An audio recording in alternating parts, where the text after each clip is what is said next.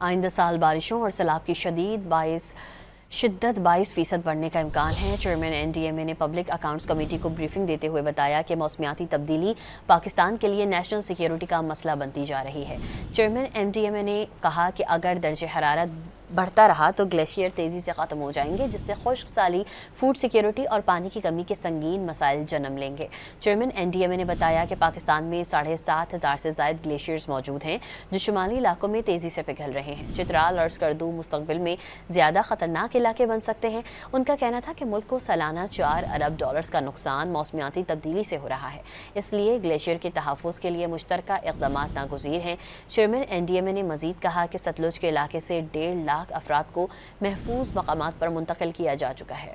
Chairman NDMA نے بتایا کہ پاکستان میں 7,500 سے زائد گلیشیئرز موجود ہیں جو شمالی علاقوں میں تیزی سے پگھل رہے ہیں۔ چترال اور اسکردو مستقبل میں زیادہ خطرناک علاقے بن سکتے ہیں۔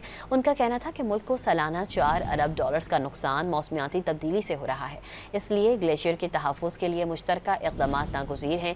چیئرمین NDMA نے مزید کہا کہ ستلج کے علاقے سے 1.5 لاکھ افراد کو محفوظ مقامات پر منتقل کیا جا چکا ہے۔